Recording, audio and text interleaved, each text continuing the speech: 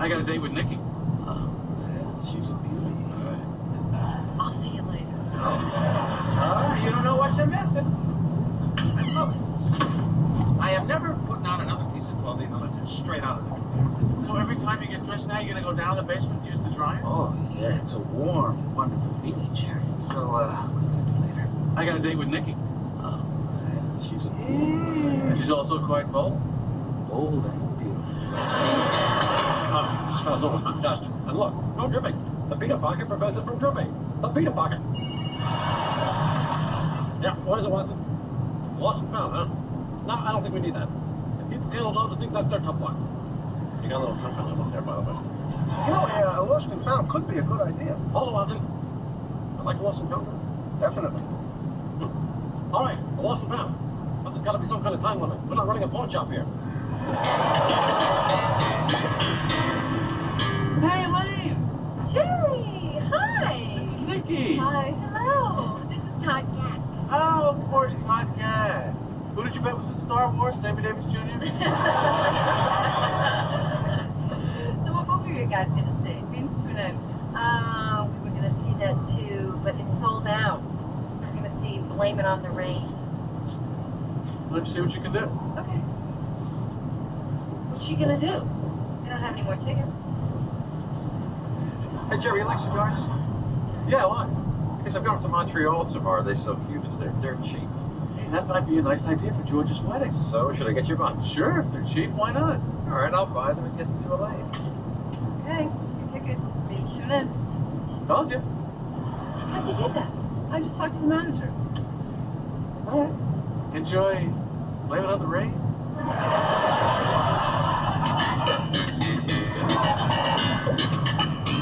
So they're putting in a lost and found because of me. I mean, there's a time limit, but still. They're really building a utopian society up there. And you attribute all this to the calzone. Yeah.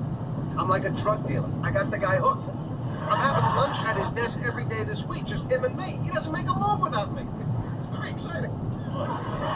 With you two guys at the helm, the last piece of the puzzle's in place. Yeah.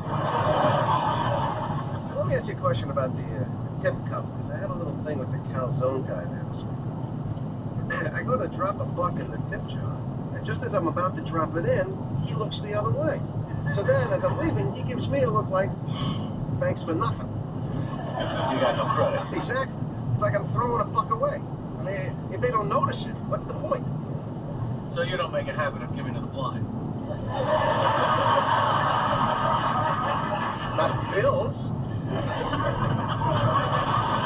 So George, remember I was telling you how Nikki always gets whatever she wants? We were at the movies last night. It's sold out. Nikki goes and talks to the manager. Right in. Beautiful women. You know, they get away with murder. You never see one of them lift anything over 3 pounds. Whatever they want, whenever they want, nobody can stop them. She's like a beautiful Godzilla. And I'm thousands of fleeing Japanese.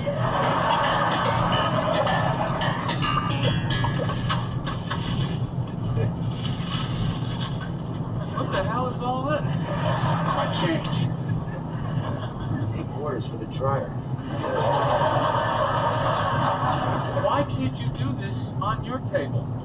Because I don't have a table. Hey! As I was, Blame It on the Rain. Hey, thanks for getting us tickets too. Oh! Let me ask you a question.